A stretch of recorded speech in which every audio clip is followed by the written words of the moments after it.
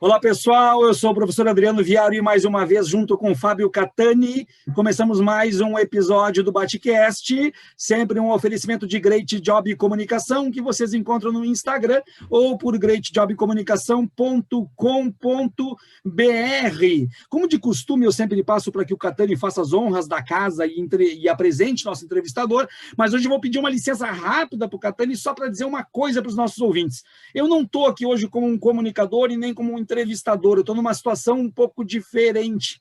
Eu estou aqui eu estou emocionado. Essa é a grande forma de dizer.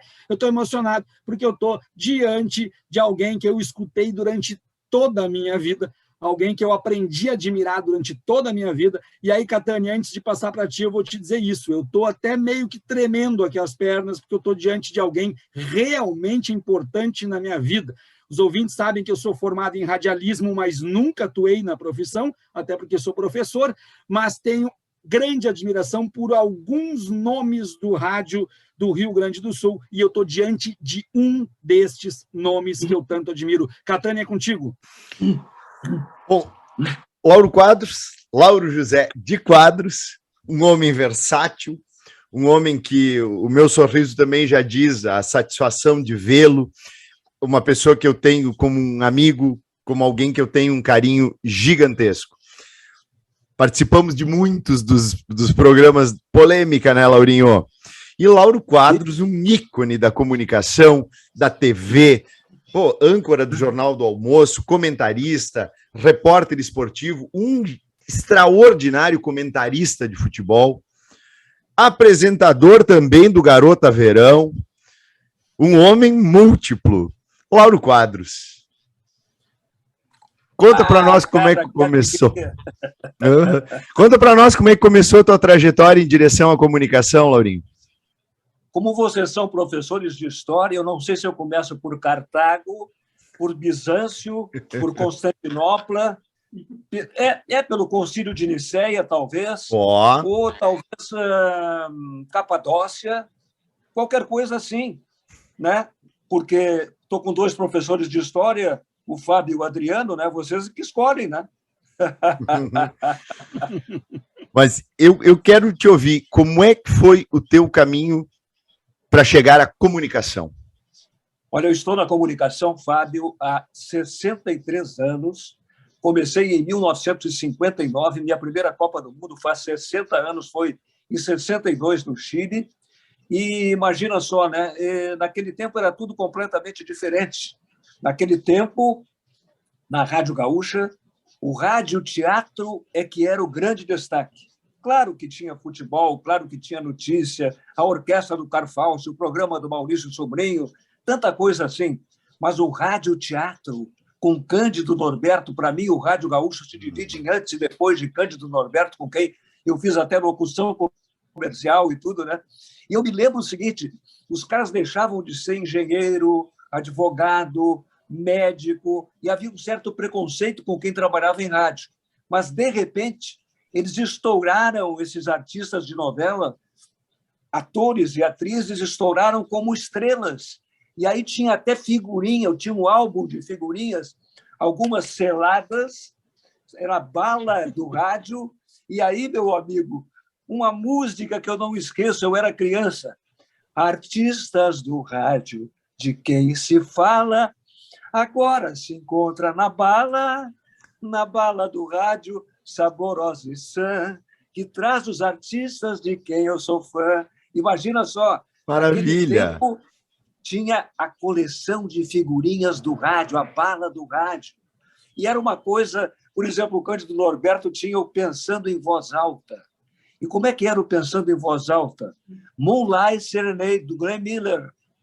Né?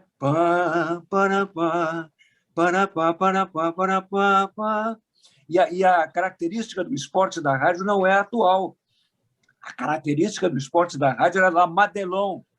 Atenção, ouvintes, a Rádio Gaúcha vai falar em esportes.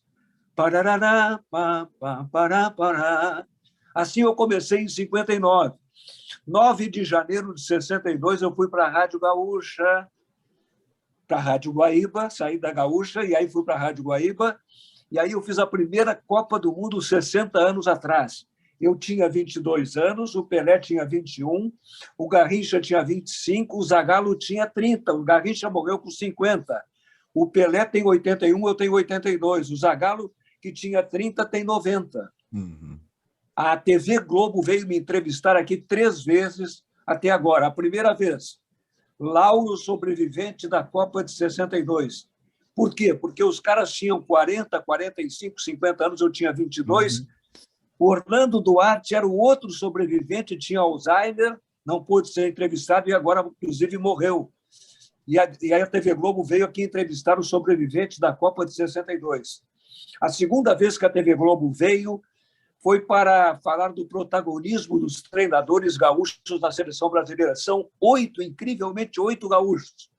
Tite, nascido em Caxias do Sul, Luiz Felipe de Passo Fundo, o Dunga de Ijuí, o Mano Menezes de Passo de Sobrado, Venâncio Aires, o Oswaldo Brandão de Taquara, o João Saldanha, meu irmão, que é do Alegrete, o Cláudio Coutinho, que é de Dom Pedrito, e o Silvio Pirido, único de Porto Alegre. 8 treinadores, protagonismo dos gaúchos. E a terceira vez que a Rede Globo, TV Globo, veio me entrevistar aqui, não quero me exibir para vocês, está fazendo, amanhã começa a sair na Globoplay. Amanhã, atenção, Globoplay, essa gravação começa a sair. Ela foi feita em dezembro, e a história, o romance do Garrincha com a Elza Soares. O Garrincha eu conheci em 62 e eu jogava ping-pong com ele em Quirupuê, na concentração do Brasil em Vinha del Mar. Naquele tempo era assim. A gente entrava no vestiário, os pintos boiando na bandeira térmica, na banheira térmica, o pintinho, o pintão, não tinha problema nenhum, a gente entrevistava. Eu entrevistei o Oswaldo Rolo Foguinho uma vez debaixo do chuveiro. Então, me convocaram, enquanto o Garrincha estava no estádio Sausalito, Vinha del Mar, jogando a Copa do Mundo, do lado, em Valparaíso, Elza Soares cantava com Louis Armstrong. E o Garrincha teve com a Nair 9 filhas, com a Iraci, uma amante, 2 filhos, um filho na Suécia, Ulf Lindberg, que não foi feito na Copa de 58, como muita gente pensa, foi feito no ano seguinte, 59, numa excursão do Botafogo. Ulf Lindberg, filho do Garrincha na Suécia, tem 61 anos. Ele tem 2 netos na Suécia, um joga na Inglaterra. Aí a TV Globo colocou na minha sala 3 câmeras enormes, 3 operadores e uma entrevistadora. Eu tinha que contar durante 1 hora e 10 minutos, amanhã começa a sair, são 4 episódios. Eu tinha que contar a história do romance do Garrincha com a Elza Soares. Daqui a pouco, a moça que me entrevistava perguntou assim: mas qual era a música que o Garrincha preferia, que ele pedia mais para a Elza Soares? Eu digo, Dindi, do Tom Jobim, pode cantar para mim? Ai, Dindi, se soubesses o bem que eu te quero. Aí ela olhou para mim, pois é, mas parece que ele gostava mais do começo da música. Eu digo, sim, céu tão grande é o céu, e bando de nuvens que passam ligeiras, para onde elas vão? Ai, eu não sei. Eu não paro de falar, guri. Mas esse que é o bom, porque aí a gente tem exatamente a verve do comunicador. Eu estou te ouvindo baixinho. Repete que eu estou te ouvindo baixinho. É que aí a gente tem exatamente a verve do comunicador. Tu és um homem da comunicação. E tu tens uma habilidade de, com a tua fala, tornar efetivamente comum a compreensão para todos. E como é que foi a convivência com o Pelé? A minha convivência com o Pelé foi ótima. Eu tive um episódio lá em Vinha del Mar com o Pelé, que o Pelé se machucou na segunda partida contra a Tchecoslováquia, hoje conhecida como República Tcheca. Aliás, foi a final, depois em Santiago, 3-1, Brasil e Tchecoslováquia. E o Pelé se machucou no segundo jogo, e aí o Amarildo teve que entrar no lugar do Pelé. Mas o cara que ganhou chuteira de ouro, bola de ouro como goleador e como melhor jogador da Copa foi o Garrincha, Mané Garrincha. E aí eu nunca esqueço o Pelé sentado no vestiário, chorando, porque sentiu que não ia mais jogar a Copa do Mundo, e eu do lado dele, e um palhaço, um idiota, um imbecil lá dizendo que o Pelé estava fazendo mimimi. Não era mimimi nenhum. E eu me lembro de tanta coisa dessa Copa de 62, faz 60 anos, pessoal. vocês não tinham nascido. E aí eu me lembro o seguinte, final Brasil 3, Tchecoslováquia 1, e Flávio Alcaraz Gomes tirou o microfone volante, a Motorola, da minha mão, da mão do Streck, ele não conhecia futebol, o Flávio, para poder ele entrevistar os bicampeões do mundo de então. E aí pegou a Motorola e foi na direção de um jogador que estava chorando e disse, aqui está o Amarildo. E o cara disse, eu não sou o Amarildo, eu sou o Zagallo. Tudo isso... Mas com o Pelé, tu me perguntasse, né? Eu tenho uma relação tão boa com o Pelé que eu vou te contar bem ligeirinho assim, ó. Agora o Pelé está enfrentando essa moléstia aí, puxa vida, estou muito triste. Mas o Pelé, depois de muitos anos, uma vez me deram o prêmio Gandula. Aí eu não tive saco para ir lá pegar o prêmio Gandula, o Falcão me trouxe o meu prêmio Gandula.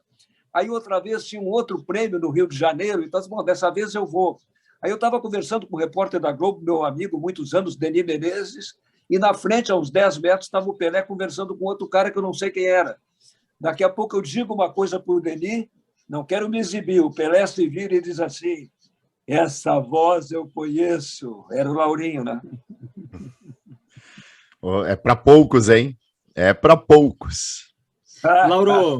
Lauro, uma pergunta que eu sei que é sempre muito difícil fazer quando a gente fala de futebol, tá? Mas eu gostaria, por curiosidade, que tu me dissesse qual foi o melhor jogador que tu viu no Internacional e no Grêmio. Bom, deixa eu primeiro dizer uma coisa. Eu tinha muita intimidade com os jogadores. Eu, por exemplo, durante muitos anos, toda terça-feira era sagrado. Eu jogava futebol de salão anos a fio com Figueroa, Larry, Oquelés e o pai do Mauro Galvão, futebol de salão na Casa de Portugal. E o Figueroa, o Minelli achava muita graça, o Figueroa tinha a mania de dizer assim, joguei com Falcão, com Carpegiani, pero Lauro Quadros. Bom, então o futebol é gozado, porque se tu pega a década de 50, o nome é futebol. Tu pega a década de 70, o nome é futebol. Tu pega agora, o nome é futebol. Só que são práticas completamente diferentes. Então, é difícil tu pegar um cara e seja o melhor de todos em todos os tempos. Então, tem na década de 70 o Falcão, Paulo Roberto Falcão, mas pode pegar o Figueroa naquele tempo. Agora, se tu recuar mais, daqui a pouco tu vai pegar o Tesourinha, Osmar Fortes Barcelos, campeão pan-americano em 49. O Brasil só perdeu para o Uruguai na final no Maracanã. O Maracanã em 1950, em muitas opiniões, inclusive na minha, porque o Tesourinha se machucou e não pôde jogar na ponta direita do Brasil. E aí o Uruguai, com Máspoli, Matias Gonçalves, Terreira, Gambetta, Obdúlio Varela, Rodrigues Andrade. O Figueroa brincava comigo. Como é que era o time do Chile em 62, quando enfrentou o Brasil na semifinal? E eu dizia para o Figueroa é bisavô. Eu conheci o Figueroa com 16 anos, marcando o Didi num treino do Brasil. E o Figueroa tinha casado com a Marcela, ele com 15 e a Marcela com 14. Aí o Figueroa perguntava, diz o time do Chile em 62? E eu, Ercuti, Eizaguirre, Sánchez e Navarro, Contreras, Eladio Rojas, Ramírez, Toro, Holanda, Fuiu e Leonel Sánchez. Cultura inútil, mas tudo bem, né? Mas que memória, hein? E um jogador do Grêmio que tenha marcado, porque também o meu pai hoje teria 85 anos, ele já faleceu, e ele dizia que aquele Inter do Larry, do Bodinho, era sensacional, né? Sim, sim. E no Grêmio, nos anos 70, Anchieta, Yura. Olha, o Grêmio tem que começar lá atrás, com caras espetaculares. Por exemplo, Luiz Luz jogou na seleção brasileira na Copa de 38. Olha só como eu sou maluco, né? Copa de 38. Luiz Luz, zagueiro do Grêmio. Na década de 50, 60, Ayrton Ferreira da Silva também zagueiro. O Everaldo foi tricampeão do mundo em 70. São coisas assim, né? Tu vai levando. Agora, atualmente, bom, mas o Grêmio tem tantos jogadores, o Ronaldinho, o Gaúcho, vamos combinar, né? Um monstro.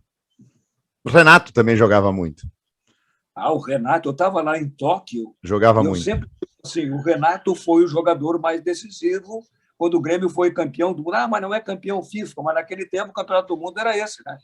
Então, o Renato foi o jogador mais decisivo, mas o jogador principal que comandou o time do Grêmio naquela vitória foi Mário Sérgio, o falecido Mário Sérgio, que jogou, foi tricampeão brasileiro pelo Inter em 79, invicto, e que morreu depois com a Chapecoense naquele avião, né? Aquele acidente miserável. Tragédia. Hoje a coisa está meio feia aqui no Rio Grande do Sul. É melhor hoje a gente não falar do futebol atual gaúcho, né? Tá complicado. Lauro, voltando agora, vamos para a TV para depois voltar para a rádio. E o Jornal do Almoço e a parceria com a Maria do Carmo, Paulo Santana vestido de baiana quando o Bahia ganhou o Campeonato Brasileiro do Inter. Que momentos marcantes tu tivesse lá? Como é que foi a tua relação dentro do Jornal do Almoço? Que tu fizeste história lá também. 5 de março, 50 anos do Jornal do Almoço. Me entrevistaram, vai sair no ar no dia 5, que é o sábado. Vai sair no ar, não percam, a comemoração dos 50 anos do Jornal do Almoço. Aí, quando me entrevistaram, eu comecei a destacar as coisas principais de que participei no Jornal do Almoço. Claro que eu tive depois do Estúdio 36, com muita música, Calbi Peixoto, Baden Powell, Sérgio Rodrigo, na TV Com. Mas o Jornal do Almoço, eu me lembro de coisas assim, por exemplo, com a Maria do Carmo, eu vestido de Fritz e ela vestida de Frida. O Gazier não quis se vestir de Fritz na Oktoberfest. Mas aí eu lembrei o Jornal do Almoço em Buenos Aires. Fui entrevistar o Mariano Mores, autor do tango Uno busca lleno de esperança, ele caminhou pelos sonhos, prometeram na substância, no apartamento dele. E aí fui no Obelisco, na 9 de julho, lá na 9 de julho, no Obelisco, e cantei do Obelisco Mi Buenos Aires querido. Tem gravado lá no Jornal do Almoço, que vai fazer 50 anos neste sábado. Mas olha, e lá dentro a convivência parecia muito agradável, porque parecia também que vocês estavam se divertindo. Eu acho que eu cometi um erro temporal agora. Como eu não sei quando é que vocês vão usar essa conversa nossa, eu estou dizendo que é no próximo sábado, só que já pode ter... Mas a gente divulga nas redes sociais. Divulgaremos Instagram, Facebook, o que a gente puder. Mas é uma data marcante. O Jornal do Almoço, durante muito tempo, foi o grande evento de comunicação do Rio Grande do Sul. Eu lembro que lá em casa, meu pai, nossa, a gente não podia piar durante o Jornal do Almoço. Na década de 70, eu trabalhei num concorrente do Jornal do Almoço, era a TV Difusora, hoje TV Bandeirantes, chamava Porto Visão. Na TV Difusora, década de 70, com a Ieda Maria Vargas, a Ana Amélia Lemos. Um dia, a Ana Amélia Lemos chegou para o Carlos Bastos e disse assim: por que a Ieda ganha 10 e eu ganho 5? Porque ela é Miss Universo, tu é Miss Lagoa Vermelha. Bom, e aí tinha o jogo aberto, que era um debate, aquele que o Asmus invadiu para bater no Gilberto Medeiros. Tinha o Camisa 10, o Câmera 10 e o Porto Visão, que concorria com o Jornal do Almoço. Para tu ver que tem tudo isso, né? Bastante. É que, como eu vim de cidade do interior, Nova Prata, pegava mal e mal o SBT e pegava bem a Gaúcha. Então, a gente tinha mais conexão ali da época do Jornal do Almoço. E comentarista de jogo de futebol, de repórter para comentarista, como é que foi a transição? A virada foi de 68 para 69. Eu comecei como comentarista mesmo. Durante toda a década de 60, eu fui repórter. Mas eu comecei como comentarista nas eliminatórias de 69. Então, o Rui Carlos Ostermann, que era o meu parceirão, que a gente se dividia, por exemplo, na Copa do Mundo da Alemanha em 74. Eu fazia um jogo, o Rui fazia outro. Fazia um jogo, o Rui fazia outro. Eu pegava, por exemplo, em Hannover, Brasil e Argentina, e o Rui pegava outro jogo. E depois, nas eliminatórias de 69, contra a Colômbia, Paraguai e Venezuela, e aí eu era comentarista da Guaíba e o Rui era comentarista da Gaúcha. Foi a minha virada para o comentário. Aconteceram tantas coisas, por exemplo, na Copa de 86, eu tinha voltado para a Gaúcha. A Gaúcha tentou me levar 2 vezes, houve até processo e tal, e eu voltei em 85 para a Gaúcha. Na Copa de 86, no México, eu era responsável por 3 horas de programação de manhã, das 9 da manhã ao meio-dia. E aí surgiu um cara querendo contar o terceiro segredo de Fátima. Isso aí me deu um prêmio da Associação Rio Grandense de Imprensa. Eu não me inscrevi, eu não me inscrevo em prêmio, mas o Ranzolin e o Cleiton Celiste, diretores da rádio, me inscreveram e eu ganhei. E aí o Paulo Ricardo Macari, o produtor da Gaúcha, me ligou para a Cidade do México e disse: olha, tem um cara aqui na 0 Hora querendo contar o terceiro segredo de Fátima. Eu digo: vamos gravar com ele, então, porque isso aí pode ser um maluco e tal. Mas a Copa do Mundo era uma loucura, não dava tempo. Ele foi ao vivo. Aí o primeiro segredo, o segundo segredo, ele me enrolava, eu agradeci e tal. Depois, 3 meses depois, estou chegando na Érico Veríssimo com a Ipiranga, estava aquela confusão, um cara com um revólver na cabeça do gerente da Rádio Capital e de uma funcionária da Rádio Capital querendo matá-los, e o faria a não ser que pudesse contar na Rádio Gaúcha para o Lauro Quadros o terceiro segredo de Fátima. Durante 2 horas e meia, eu conversei com o cara fora do ar e no ar, enquanto a brigada cercava o prédio e dominava o sujeito. Depois foi levado para o Instituto Psiquiátrico Forense. Coisas malucas que aconteceram na minha vida, né? E tem algumas engraçadas, assim, com o João Saldanha eu tenho umas 50 histórias, mais ou menos, né? E se eu começar a contar para vocês... Não, mas conte-as, né, Viaro? O João Saldanha... Eu tenho uma curiosidade, Laurinho, sobre a história do Dunga ter dormido no quarto do Romário e isso ter influenciado diretamente no resultado de 94, que eu me lembro uma vez na Rádio Gaúcha que disseram que o Lauro Quadros estava falando que só ganhamos a Copa porque o Romário dormiu no mesmo quarto do Dunga. O que tu lembra desse episódio, Lauro? É verdade, porque o Dunga foi sacaneado em 90, quando nós perdemos lá no estádio em Torino, quando perdemos para a Argentina, aquela jogada do Maradona, o Canidia e tal, e o Brasil toma um gol, um placar injusto. Não estou falando como brasileiro, o Brasil dominou o jogo, podia ter feito 2, 3 gols na Argentina e perdemos o jogo, né? No estádio Dele Alpi. Isso é 90, e aí veio aquela história da era Dunga, e graças a Deus o Dunga, que é um grande filantropo hoje, só faz benefício para a comunidade. Ele é um cara espetacular, um cara extraordinário. E quem está falando aqui é presidente do Conselho do Instituto Câncer Infantil, sou fundador, isso há 30 anos, né? Mas o Dunga é extraordinário. Aí foi o capitão da Copa depois, em 94, quando eu resolvi me despedir da jornada esportiva, que não queriam que eu me despedisse da jornada esportiva, a Copa do Tafarel também, né? E o Dunga foi o capitão. E, de fato, o Dunga era o cara que levava o Romário daquele jeito, com aquela pressão. Que legal que tu lembrasse isso aí, porque é verdade. Levava literalmente pela mão, né? Me recorda, Lauro, na final de 94, tu e o Rui comentaram juntos a final, né? Sim, porque funcionava assim, ó, tem até essa discussão aí, se é certo fazer um rodízio dos goleiros do Grêmio, né? O Chapecó e o Breno e o Chapecó. E há uma unanimidade contra. Eu não sou muito contra, porque eu me lembro do rodízio que houve na década de 60, Alberto e Arlindo. Houve esse rodízio.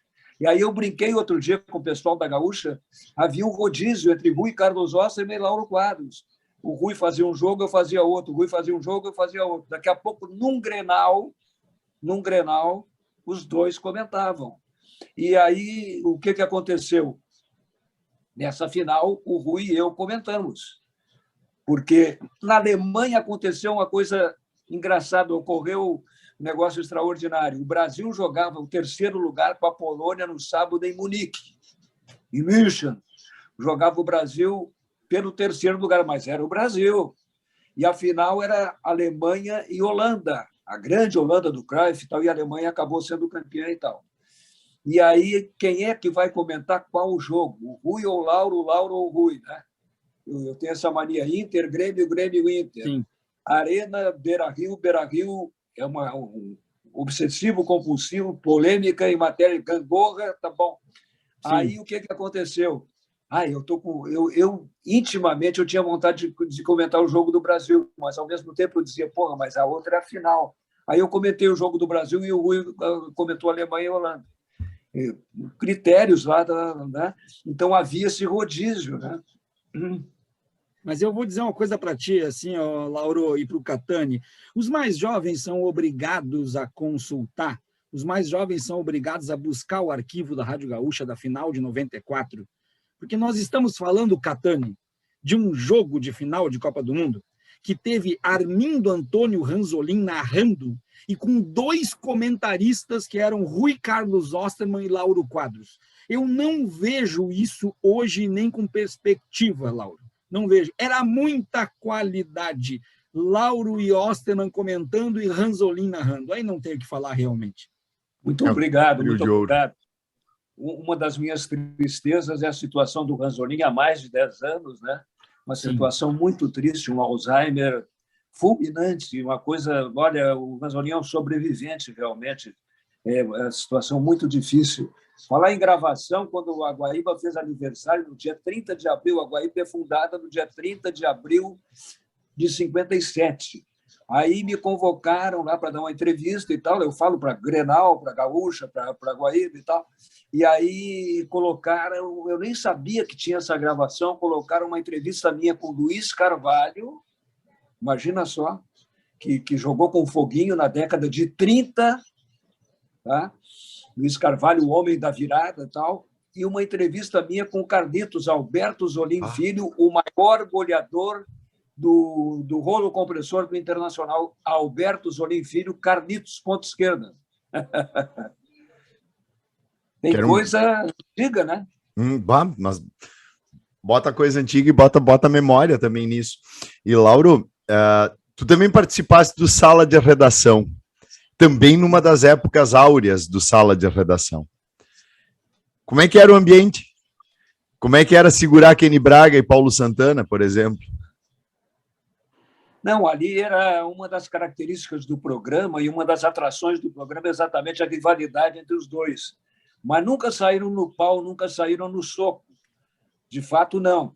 Uma vez é que eu tive que me atirar, e o Cacalo também, do outro lado, para que o Santana não desse uma bengalada no Davi Coimbra. Volta e meia se lembra essa história. Eu ia dar de bengala no Davi Coimbra, eu voei aqui por esse lado e o Cacalo voou por esse lado e a bengalada não saiu. Santana Mas houve a intenção de dá-la, né? Hein? Houve a intenção de dar a bengalada. Sim. E quais outras memórias que tu tens com o Santana, que é outro dos grandes personagens da história da comunicação do Rio Grande do Sul? Com o Santana eu tive uma grande rivalidade, ou o Santana teve uma grande rivalidade comigo, porque cronologicamente o Santana surgiu depois pelas mãos do Cândido Norberto.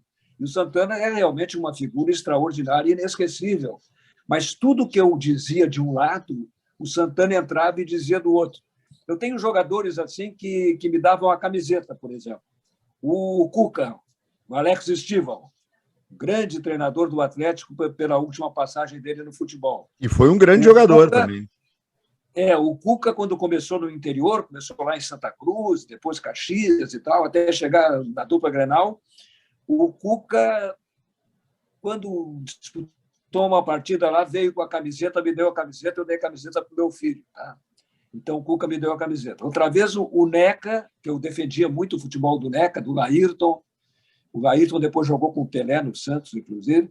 Aí eu falava muito no Neca, que era um goleador, um cabeceador e tal. Aí o Neca joga na Copa Louca, porque era a Copa Rio Branco, com o Uruguai. Copa O'Higgins com o Chile e Copa Louca com a Argentina. Maracanã, o Lula, ponteiro do Internacional, ponteiro esquerdo, faz um gol e o Neca faz outro gol. Primeira coisa que o Neca faz, pega a camiseta da seleção brasileira e dá para mim.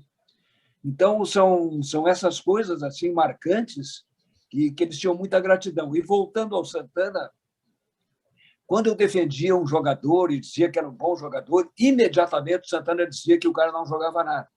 Aí houve um negócio no Estádio Olímpico, depois ele gostava de lembrar com bom humor essa história. Houve um jogo no Estádio Olímpico, ele começou a dar pau no Neca, e aí o Neca faz 3 gols. Naquele tempo, no Estádio Olímpico, tinha as cabines de imprensa, a tribuna de honra e depois as sociais. E aí o Neca fez 3 gols e o pessoal se virava para o Santana, e agora e tal. Ele não esquecia isso aí. Ele tinha essa rivalidade comigo, que diminuiu depois quando eu fui para a Gaúcha. Entende? O Santana, tinha uma boa relação com ele. E aí, ele era uma figura... Agora, Lauro, tu sabe que tu foste um pouco estelionatário comigo, sabia? Porque eu era um adolescente colorado fanático lá em Nova Prata. E quando o Inter, em 89, começou a avançar no Brasileirão, tu disseste, claro, no Jornal do Almoço, tô sentindo cheirinho de tetra. E o tetra não veio. E aí, depois, de novo, tu disseste, tô sentindo o cheirinho da Libertadores. E aí veio aquele trauma do Olímpia, né? Mas eu lembro até hoje dos seus comentários, eu tô sentindo o cheirinho. E não veio, né? Não veio. Você me criou um trauma, Lauro. Aí, pouco a minha mulher achou uma gravação, isso é 74 antes da Copa do Mundo. Portanto, imagina só quanto tempo está fazendo isso, está fazendo 48 anos. E antes da Copa do Mundo, João Avelange, que foi presidente da CBD, hoje CBF, acabou presidente da FIFA, eleito em 74. E nós estamos em Frankfurt am Main, fazendo a cobertura com o Hofmeister, também falecido, do lado e tal. E aí minha mulher botou a gravação, eu falando de Frankfurt para eu ouvir e tal. Modéstia à parte, estava uma muito boa transmissão. E aí depois o Avelange estava comigo, vocês sabem essa história, estava comigo no programa Estúdio 36 na TV Com, e eu viajava muito com a seleção, então o João era meu amigo. Aí daqui a pouco, ele tinha 80 e poucos já, tinha a minha idade. Aí daqui a pouco eu digo assim, João, última pergunta então, e a vida sexual? Aí ele disse, meu filho e tal. Já tinha ido. Outra coisa que me perguntam muito, afinal, tu é colorado ou gremista? Gremista ou colorado? E eu sempre digo assim, o Ibsen Pinheiro me dizia, o isento não existe, existe o imparcial. Né? O Ibsen brincava comigo também com outra coisa, porque eu não tenho celular, minha mulher tem, Luiz Fernando Veríssimo não tem celular, a Lúcia tem, o Rui Carlos Osterman não tem celular, a Nilce faleceu, tinha, o Moacir Scliar... Flávio Tavares também não tem. Quem? Flávio Tavares. Pois é, Flávio Tavares. Aí, aí o seguinte, Flávio Tavares, eu me lembro daquela foto do embaixador e tal. Aí o... Agora me esqueci o que eu ia falar. O Ibsen Pinheiro falava. Ibsen, isso. O Ibsen me disse assim, quando me perguntam se eu sou gremista ou colorado gremista, o Ibsen disse, o isento não existe, existe o imparcial. E eu respondo para quem me pergunta, todo gremista pensa que eu sou colorado, todo colorado imagina que eu sou gremista. Por quê? O colorado, eu dou um pau no Grêmio, normal. Eu dou um pau no Inter, esse gremista, filho da mãe. O gremista, eu dou um pau no Inter, normal. Eu dou um pau no Grêmio, esse colorado, filho da mãe. É assim que funciona. E eu quero, sabe o que eu quero? O Grêmio já está a 3ª vez na Série B, o Inter esteve uma vez. Eu fico torcendo para o Brasil subir, Brasil de Pelotas, para o Juventude se dar bem e tal, porque profissionalmente o bom é o Grêmio e o Inter lá em cima, por exemplo, serem campeões de tudo. Aí é maravilhoso para mim, como profissional. Entende? Os caras, tem gente que tem dificuldade de entender isso. Né? Realmente. Lauro, agora vamos falar, então, conta para a gente um pouco do Polêmica, Lauro. Como que surge o Polêmica? Como que tem o sucesso do Polêmica? Fala para a gente um pouquinho. Olha, o Polêmica é exatamente o Lauro. Quando eu voltei para a Gaúcha em 85, eu tinha passado pela Rádio Pampa com o programa Misto Quente, que a Caldas Júnior começou a ter problema de grana, atrasava 4 meses do salário. Eu tive uma passagem pela Rádio Pampa, pela TV Pampa. Quando eu cheguei na Gaúcha em 85, voltando para a Gaúcha, onde eu comecei em 59, o Flávio Alcaraz Gomes disse: não vai ser Misto Quente, não vai ser nome de sanduíche o teu programa. O teu programa vai ser Lauro Quadros. Fiquei um pouco encabulado e tal, e eu trabalhei naquele horário 30 anos. Ali das 9 da manhã, né, até, bom, no começo tinha 2 horas de programa, depois 1h30. Hoje o timeline tem 1 hora. Bom, naquele horário ali. Aí o que acontecia? O programa Lauro Quadros era um programa de variedades. Tinha o quadro de medicina, o quadro de comportamento, tinha uma interativa também, o Povo nas Ruas, Povo nas Ruas. Dali a 15 anos, o Ranzolin chegou para mim um dia e disse: vem cá, se tivesse que mudar esse programa, como é que seria? Imediatamente, o Espírito Santo me iluminou, eu disse: olha, seria um programa de debates, contraditório forte, e o nome, uma palavra proparoxítona, esdrúxula, polêmica, óbvia também, mas polêmica. E aí, 15 anos de programa Lauro Quadros, 15 anos de polêmica.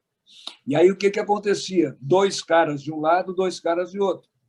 Vamos dizer assim, esquerda, direita. Tem programas que eu vejo na televisão, cujo nome não vou dizer, que só tem caras de um lado. Sempre, todas as noites, um lado só. E aí vem o outro programa, um lado só. Tá?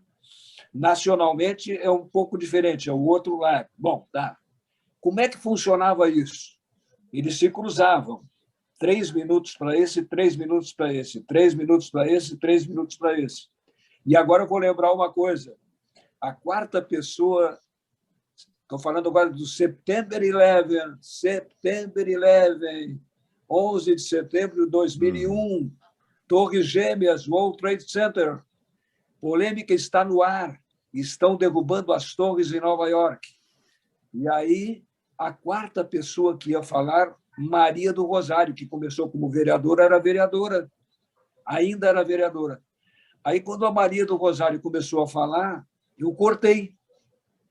E ela olhou para mim como quem diz, ela não disse, mas olhou para mim com a cara de quem diz assim: pô, mas vem cá, todo mundo falou, eu não vou falar.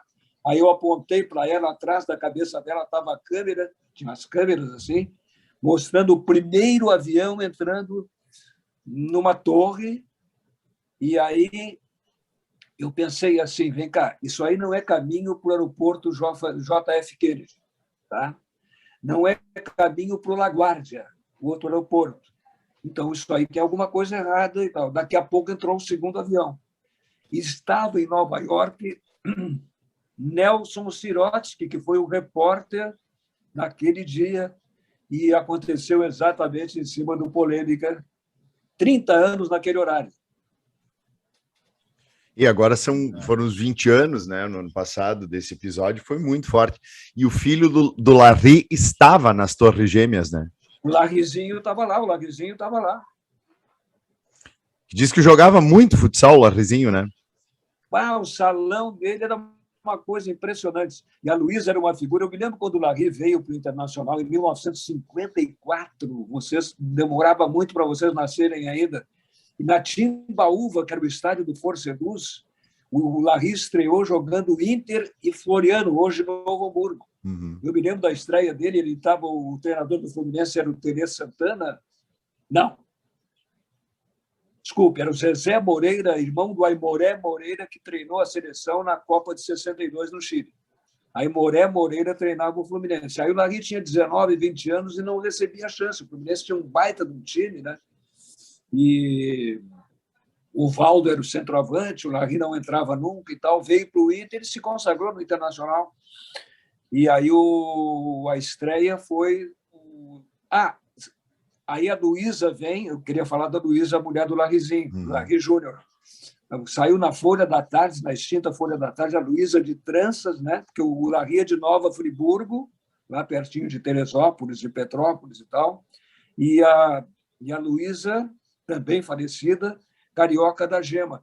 E a Luísa tinha um temperamento muito forte, uma querida Luísa, mas ela se indignava na torcida, brigava quando o Larry estava em campo, quando o Larryzinho estava jogando também futebol de salão. Não esqueço isso aí também. E o Larry também foi vereador, e tu também foste, né, Lauro? Comigo aconteceu uma coisa muito engraçada, porque o Godoy Bezerra, que era comentarista na época, o Godoy Bezerra era da UDN, União Democrática Nacional. O Carlos Lacerda dizia: o preço da liberdade é a eterna vigilância. O Poti Medeiros, avô do Marcelo Medeiros, ex-presidente do Inter, pai do Gilberto Medeiros, era o cara que mandava na UDN. Aí o Godoy me convidou para participar das reuniões da UDN. Daqui a pouco eu era um guri, isso é 1963, 63. No ano seguinte haveria a ditadura, o golpe. Bom, em 63, o Godoy, eu era tinha 4 anos de rádio, né? Nem isso, ia completar 4 anos de rádio. Em agosto, o Godoy me convidou para ser candidato a vereador. O Amir Domingues, falecido, todo mundo que eu falo faleceu. O Amir Domingues disse: tu vai fazer 100 votos. Tá? Bom, eu fiz 988 votos. E aí tinha um partido que era o MTR, do Fernando Ferrari, e tinha um cara do Glênio Pérez, o Glênio Pérez, que hoje é o nome do largo, o Glênio Pérez, era do MTR, que fez 60 votos mais do que eu. O Abi Hervé se elegeu no MTR com 16 votos mais do que eu. E eu fiquei de suplente na UDN, porque é assim que funciona. E, de repente, um vereador viajou, o Alceu viajou, Alfeu Barcelos viajou, e aí o suplente era o Gilberto Medeiros, o pai do Marcelo Medeiros, filho do Poti Medeiros. E aí, como tinha que assumir 20 e poucos dias, o Gilberto não quis e passou para mim. E eu fui vereador em 66, durante quase um mês. Com, meu Deus do céu, eu tinha, sei lá se eu já tinha 26 anos de idade. Depois o pessoal queria muito que eu entrasse na política, insistiram tanto com o Lazier, que o Lazier acabou entrando, mas eu resolvi: não, acabou, não, mas tu vai ser deputado, cara, é uma barbada, com o nome que tu tem, candidato a deputado, tu está eleito. Até pode ser, mas eu não tive saco para encarar, entendeu? Entendo. Lauro, eu tenho uma curiosidade, Lauro, que assim, como é que é para uma pessoa com a tua expansão midiática, com a tua popularidade, o que representa para ti? Por exemplo, vou falar de mim um pouquinho, tá? O que representa para ti saber que eu, adolescente, em Alvorada, nos anos 80, eu jogava futebol de botão sozinho, e na cobertura do meu jogo eu imitava Ranzolin e Lauro Quadros. Tu tem essa noção da participação que tu tem na cultura do Estado, sendo inclusive um homem que é referência em comunicação e principalmente num aspecto que é identidade do povo, que é o futebol. Tem essa noção, o que o futebol te deu e o que o futebol representa para ti? Sabe, Adriano, eu encaro com isso, não é falsa humildade. É o Adriano que está falando? Isso. É. Tu tá com o cabelo grisalho, né, Adriano? Sim. Porque o Fábio tem 46. Tu tem quanto? O Fábio tem 46. Tu tem quanto? 45. Mas tá bem judiado, Laurinho. Tá, esse aí tá que nem o Avelange, viu? Somando os dois, quase da minha idade. Somando os dois, passa um pouquinho da minha idade. Não, é que assim, ó, eu tenho uma vida curiosa. Com 11 anos de idade, eu queria ser padre. Eu fui para o seminário de Gravataí. Eu tinha 11 anos, o Dadeus Grins, nosso ex-arcebispo, tinha 14 anos. Hoje eu tenho 82, o Dadeus tem 85. O goleiro Picasso, que ia para a seleção em 70, acabou indo o Félix, mas o Picasso se machucou. Ele jogou no Cruzeiro, no Grêmio, o Cruzeiro de Porto Alegre, onde é o cemitério João 23. No Grêmio, jogou depois no São Paulo. E o Picasso era da seleção brasileira. Ronei Paulo Trave. Tinha a minha idade, tem a minha idade, está vivo também. Então, eu queria ser padre. Tá? E daqui a pouco eu resolvi que não era o meu caminho e voltei para Porto Alegre, fui para o Colégio Rosário, fazer lá o meu ginásio na época. E eu tinha uma vocação que nasceu na minha casa com a minha mãe, de declamar poesias, Olavo Bilac, Olavo Braz Martins, dos Guimarães Bilac, Castro Alves, e eu era, junto com Antônio Abujamra, famoso Antônio Abujamra, falecido, eu declamava lá no Rosário e era locutor, junto com Milton Ferretti Jung, também falecido, eu era locutor dos alto-falantes do Colégio Rosário. Aí, naquele tempo, a gente ainda prestava serviço militar. Filho meu não prestou serviço militar, meu filho tem 60 anos. Neto meu, eu tenho 5 netos e uma neta, não prestaram serviço militar também, mas naquele tempo a gente ia para o quartel. Eu fiquei o ano de 58 no quartel. E quando eu voltei, eu resolvi ir ao encontro daquilo que era a minha vocação. Na época não existia faculdade de jornalismo. Eu era um autodidata, eu sou um autodidata. E resolvi fazer teste na Rádio Gaúcha. E tem uma coisa que eu não contei, que eu pulei da Gaúcha para Guaíba, e no meio, Gaúcha em 59, no meio em 60, 61, por ali, eu passei na difusora hoje Bandeirantes, lá com o Jarbas Alaor, que está vivo, e Jesus Afonso morreu há pouco tempo. E aí, o que aconteceu? Na Gaúcha eu era plantão de estúdio, porque o Guari dizia, não, tu não vai para o estádio, porque com essa tua voz aí tu tem que ser plantão de estúdio, tu está consagrado como plantão.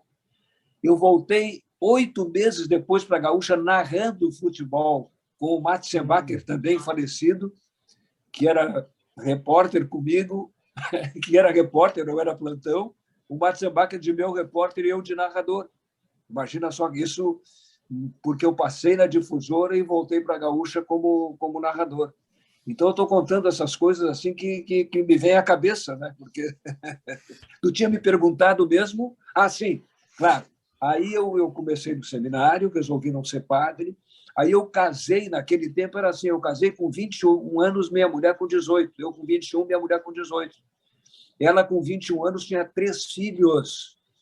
Depois, nas eliminatórias de 69, eu voltei para casa, atrasado, né?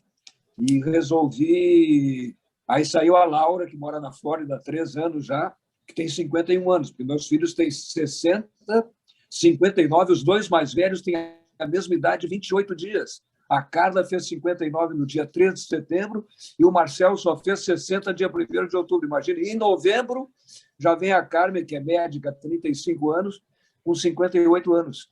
E nós nos conhecemos, minha mulher e eu tinha 11 anos, ela tinha 8. Depois começamos a namorar sério, naquele tempo era assim. Bom, para transar tinha que casar, né? Não estou dizendo que eu só casei para transar, mas... E aí, foi uma motivação, né? Ela morava em Canoas, eu ia de ônibus, não tinha carro, 16 anos de idade, ela 13 anos, nós namorando, para casar com 21 e com 18. E a convivência com outro ícone que foi extremamente marcante, foi um privilégio ter estado com vocês, Jorge Alberto Mendes Ribeiro. É verdade. Jorge Alberto Beck Mendes Ribeiro. Copa de 62, tem as fotos no meu livro, tem uma foto. Esse meu livro aí eu não queria escrever, né? O livro Olha Gente, eu acho que escrevi 5 ou 6 anos atrás, e o Michael Guimarães, que completou agora recém 38 anos, e que é professor universitário, é um querido, me pressionou tanto que eu acabei escrevendo o livro Modéstia à Parte, um livro que foi o mais vendido na Feira do Livro, a primeira Feira do Livro, depois do lançamento do livro, o lançamento na Livraria Cultura, no Bourbon Country, eu tenho que dizer, né, com 2 horas e meia de fila, 2 horas e meia de fila, depois o mais vendido, na Veja saiu entre os 20 mais vendidos, e tem fotos assim incríveis, tem foto com o Chico Buarque, a gente jogando futebol de salão, o Chico e o MPB4 de um lado, o time da Rádio Guaíba do outro, né? E tem uma foto com a Dilma Rousseff me abraçando, rindo, ela não era ainda presidente da República, estava na RBS, numa entrevista, e aí ela me olhou e disse, bah, mas tu tá um gato, hein? Eu digo, Dilma, e tu vai no oculista, tá? Tu vai no oculista. Tem foto com o Falcão com cabelão ainda, tem foto com o Chacrinha, eu com o chapéu do Chacrinha, tem coisas assim e tal. Mas o livro olha a gente, né? Mas eu comecei a falar nisso porque... Mendes Ribeiro. Hein? Mendes Ribeiro. Ah, aí tem essa foto, que é a foto assim, ó, no estádio Sausalito em Vinha del Mar, Copa de 62. Jorge Alberto Beck Mendes Ribeiro, Alcides Krebs, irmão do José Krebs, Amir Domingues, o comentarista, Lauro Quadros, fumando, eu fumei 23 anos, não fumo há 43, graças a Deus, e Adroaldo Marli Streck, todo mundo já morreu, é a coisa do sobrevivente da Copa de 62. Bruno Steiger não está na foto também, já faleceu, mas era o técnico que estava lá fazendo a transmissão. O Single Side Band, essa Copa de 62, a televisão fez em preto e branco. A TV colorida veio depois, até num jogo em Caxias que eu estava lá, veio bem depois. TV Bandeirantes, TV difusora da TV Bandeirantes. E a Copa do Mundo de 62, Walter Abrão, narrador. Incrível o que eu vou dizer para vocês. Passava o jogo no Brasil no dia seguinte. O cara ouvia pelo rádio e na televisão preto e branco no dia seguinte. Bom, o Cândido Norberto, em 1949, agora vocês vão enlouquecer, em 1949, 10 anos antes de eu começar, e 49 eu fiz 10 anos em setembro de 49. O Cândido narrava jogos pela Rádio Gaúcha, era a primeira vez que já narravam jogos internacionais no Rio Grande do Sul. O primeiro foi o Grêmio Nacional de Montevidéu, o Cândido narrou, e depois uma excursão pela América Central, treinador do Grêmio, Otto Pedro Gumbel, que acabou indo para a Espanha, porque ele conseguiu resultados, goleadas na América Central. O Cândido narrava, e só no dia seguinte, por telegrama, nem a telex, telegrama, ele ficava sabendo se a narração tinha saído ou não. No dia seguinte, porra... Complicado, né? Laurinho, infelizmente, nós já estamos nos encaminhando para os últimos 9 minutos de programa. E, poxa, vamos começar, então, a encaminhar os nossos finalmente. Mas, dentre todos esses momentos, assim, quem foram as pessoas dentro da comunicação? Tu já está falando de diversos, né? Mas quem foram os teus colegas mais marcantes? Sem dúvida nenhuma, como eu falei, o Rádio Gaúcho se divide em antes e depois de Cândido Norberto, que foi também, além de tudo, presidente da Assembleia Legislativa, né? O Cândido, que é oriundo de Bagé. Rui Carlos Osterman, para mim, o comentário esportivo no Brasil se divide em antes e depois de Rui Carlos Osterman, sem dúvida alguma. E narradores depende da época e do estilo. O estilo criado pelo Mendes Ribeiro é o estilo que segue o Cândido Norberto. E aí veio assim, Cândido Norberto, Mendes Ribeiro, Pedro Carneiro Pereira, com quem eu fiz a maior, a mais longa excursão da seleção brasileira em 1973, Pedro Carneiro Pereira, o Pedrinho, começando pela Argélia, pela Tunísia, fomos a Cartago, até na Tunísia, lá, por isso que eu falei em Cartago, né? Então, e aí a Europa inteira durou 56 dias, mas esses tinham o mesmo estilo, que era um estilo meio castelhano, assim, tanto o Mendes Ribeiro quanto o... Pedro. Cândido Norberto, Mendes Ribeiro, Pedro Carneiro Pereira e outros que seguiam esse estilo. Já o Antônio Carlos Rezende, que era um fenômeno porque era gago, era tartamudo e narrava futebol, e como o Nelson Gonçalves, que era gago, mas quando cantava não ficava gago, tinha um outro estilo. O Rezende, de Cachoeira, criou um outro estilo. E o Ranzolin, que vocês citaram com toda a justiça, aí o Armindo Antônio Ranzolin, que eu conheci na Difusora em 60, olha só, nós nos conhecemos na Difusora em 60. O Ranzolin, ele ouvia em Lages, onde ele era menino em Lages, ele ouvia a Rádio Nacional do Rio de Janeiro e começou a pegar de ouvido o estilo carioca de narrar. Por isso que o Ranzolin não narrava como o Cândido, como o Mendes Ribeiro, como o Pedro Carneiro Pereira, narrava diferente. Então, mas são as figuras mais marcantes que eu conheci. No rádio teatro tinha, naquela época, Naquela época, deixa eu dizer para vocês, ao contrário de hoje, que as rádios funcionam 24 horas, as emissoras de rádio fechavam, era como se dizia, encerravam a programação à meia-noite e reabriam a programação às 6 da manhã. E eu, principiante, porque na Gaúcha eu era plantão esportivo em 59 e era locutor comercial também. E aí, rapaz, eu abria a rádio às 6 da manhã. Também ia de ônibus, não tinha carro, né? E descia a Borges de Medeiros até chegar no edifício União, 11º andar, ali pertinho da Prefeitura Velha, no fim da Borges de Medeiros, 11º andar para abrir a Rádio Gaúcha às 6 da manhã. Também tinha isso aí, não era a rádio 24 horas. Viaro, última pergunta, temos mais 6 minutinhos.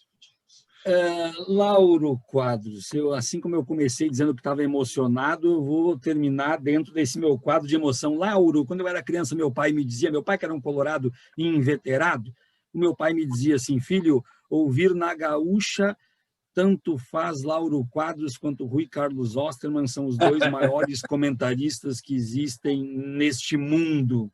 E eu cresci com essa convicção, porque eu cresci ouvindo Lauro Quadros e Rui Carlos Osterman. Então, quando o Catani passa para mim para eu fazer a última pergunta, eu queria te dizer, Lauro, que eu não vou perguntar nada, eu quero fazer um agradecimento. Eu quero te dizer muito obrigado, Lauro Quadros, por ser Lauro Quadros. Muito obrigado por influenciar tantas pessoas e por ter sido múltiplo, encantando na comunicação e encantando no rádio. Eu sempre tive um sonho, Lauro, te encontrar pessoalmente para te dizer muito obrigado. E hoje a tecnologia nos permite isso. Lauro, tu é uma referência como cidadão, como comunicador, como conhecedor da comunicação, autodidata, mas aqui eu me permito, sobretudo, por ter sido um gênio e por ser um gênio do comentário futebolístico. Lauro Quadros, muito obrigado por existir. Eu que te agradeço, Adriano, eu te agradeço, Fábio. E aquela pergunta, eu não esqueci aquela pergunta que, para mim, é muito importante. Como é que o Lauro encara esse protagonismo? Vocês sabem que eu não sou o falso humilde. Eu sempre digo assim também. Eu falei no Instituto do Câncer Infantil, rapidamente, de passagem e tal. A minha vida também se divide em antes e depois do Instituto do Câncer Infantil. As crianças não tinham leitos suficientes, as famílias não tinham onde morar enquanto faziam o tratamento contra o câncer. E nós visitamos, naquela época, eu vou dizer nós, para não dizer eu, 104 empresas para construir todo o terceiro leste do Hospital de Clínicas, uma estalagem para as famílias não interromperem o tratamento das crianças. A nossa sede hoje tem área 6 vezes maior que a sede anterior, na São Manuel, ali junto ao Hospital de Clínicas. O Teatro São Pedro ficou lotado na comemoração dos 30 anos do Instituto do Câncer Infantil. Eu estou dizendo tudo isso porque uma marca minha, por favor, me entendam, eu não estou inventando isso, não sou falso humilde. A coisa que eu mais admiro no mundo é a humildade.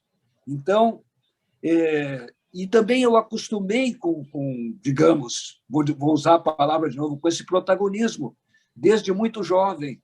Então, acaba sendo uma coisa natural, que faz parte da minha vida. Certamente é por isso, não é um cara que, de repente, né, ganhou na Mega Sena, virou multimilionário e aí resolveu... Né? Não, tudo é natural para mim, eu amo vocês e muito obrigado também, Adriano, Fábio, Adriano. Bom, Laurinho, como quando o Viaro falou, eu cheguei a me emocionar e eu quero que passe o quanto antes esse Covid todo, porque um dia eu quero combinar de fazer 1 hora de caminhada contigo. Tu estás no coração de muita gente. E eu tenho uma honra, uma gratidão contigo, muito grande. Desculpe te interromper, Imagina.